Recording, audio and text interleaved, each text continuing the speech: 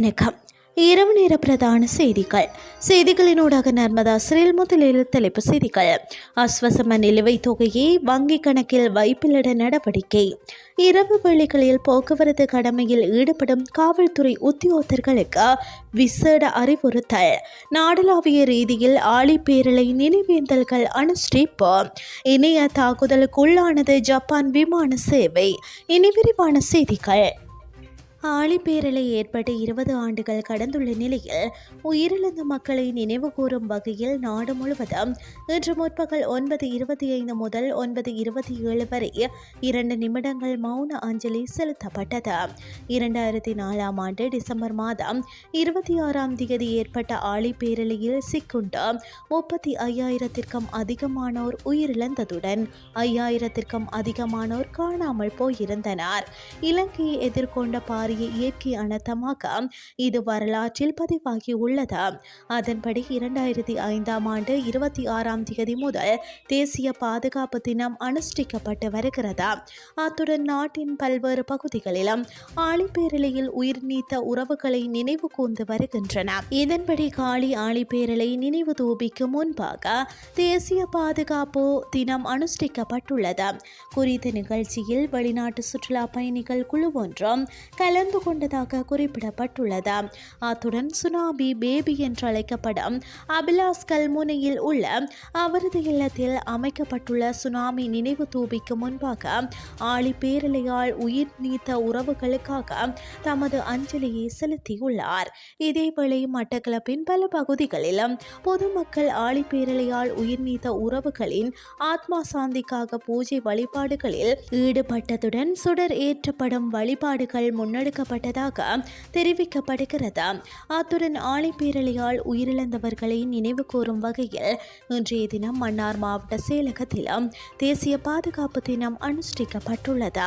மன்னார் மாவட்ட அனர்த்த முகாமைத்துவ பிரிவின் மாவட்ட உதவி பணிப்பாளர் கே திலீபன் தலைமையில் இந்த நிகழ்ச்சிகள் நடைபெற்றன. யாழ்ப்பாண வடமராட்சி கிழக்கு உடுத்துறை பகுதியில் ஆழிப்பேரலை நினைவேந்தல் நிகழ்ச்சிகள் முன்னெடுக்கப்பட்டுள்ளன.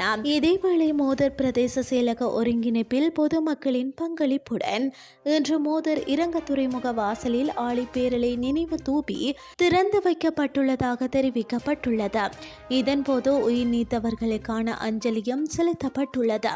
அத்துடன் ஹட்டன் உள்ளிட்ட மலையகத்தின் பல பகுதிகளிலும் ஆழிப்பேரலையினால் உயிர் நீத்தவர்களுக்கான ஆத்ம சாந்திக்காக பொதுமக்கள் பூஜை வழிபாடுகளில் ஈடுபட்டதுடன் சுடர் ஏற்றப்படும் வழிபாடுகள் முன்னெடுக்கப்பட்டதாக தெரிவிக்கப்பட்டுள்ளது. அஸ்வசம நலம்புரி பயனாளர்களுக்கு இதுவரையில் செலுத்தப்படாத நிலுவைத் தொகையை அவர்களின் வங்கிக் கணக்கில் வைப்பிலிட நடவடிக்கை எடுக்கப்பட்டுள்ளதாக நலம்புரி நன்மைகள் சபையின் தலைவர் ஜெயந்த விஜயரத்ன தெரிவித்துள்ளார். நலம்புரி நன்மைகள் சபை விடுத்துள்ள அறிக்கையில் இந்த விடயம் தெரிவிக்கப்பட்டுள்ளது.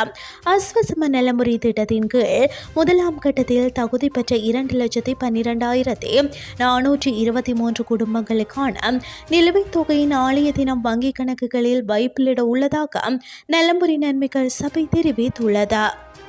இரவு வேளைகளில் போக்குவரத்து கடமையில் ஈடுபடும் காவல்துறை உத்தியோகத்தர்கள் வாகனங்களை நிறுத்தும் போது செயற்பட வேண்டிய விதம் தொடர்பில் பதில் காவல்துறை மா அதிபர் பிரியந்த வீரசூரியவினால் பல ஆலோசனைகள் வழங்கப்பட்டுள்ளன. இரவு வேளைகளில் வாகனங்களை நிறுத்தும் போது போக்குவரத்து கடமையில் ஈடுபடும் காவல்துறை உத்தியோகத்தர்கள் வாகன சாரதிகளுக்கு ஒளி பிரதிபலிக்கும் கையுறை உள்ளிட்ட ஆடைகளை அணிய வேண்டும் என அறிவுறுத்தப்பட்டுள்ளது. அத்துடன் போக்குவரத்து நெரிசலை தடுக்கும் வகையில் காவல் நிலையங்களுக்கு வழங்கப்படும் சிவப்பு மின் விளக்குகளை பயன்படுத்துமாறும் அறிவுறுத்தல் விடுக்கப்பட்டுள்ளது.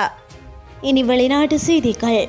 ஜப்பான் விமான சேவை இணைய தாக்குதலுக்கு உள்ளான நிலையில் டிக்கெட் விற்பனை நிறுத்தப்பட்டுள்ளதாக சர்வதேச ஊடகங்கள் செய்தி வெளியிட்டுள்ளன. இதன் காரணமாக உள்நாட்டு சர்வதேச விமான போக்குவரத்தில் பாதிப்பு ஏற்பட்டுள்ளது. உள்ளூர் நேரப்படி இன்று அதிகாலை 7:25க்கு ஜப்பான் விமான சேவை நிறுவனத்தில் தொழில்நுட்ப கோளாறு ஏற்பட்டுள்ளது. பரபரப்பான போக்குவரத்தை கையாளும் ஜப்பான் விமான சேவையில் ஏற்பட்டுள்ள இந்த இணைய தாக்குதல் உலகளவில் கவனம் பெற்றுள்ளது. இத்துடன் செய்திகள் யாவும் நிறைவடைகின்றது. அடுத்த மணித்தியால செய்திகளை காலை 8:30க்கு எதிர்பாருங்கள். நன்றி.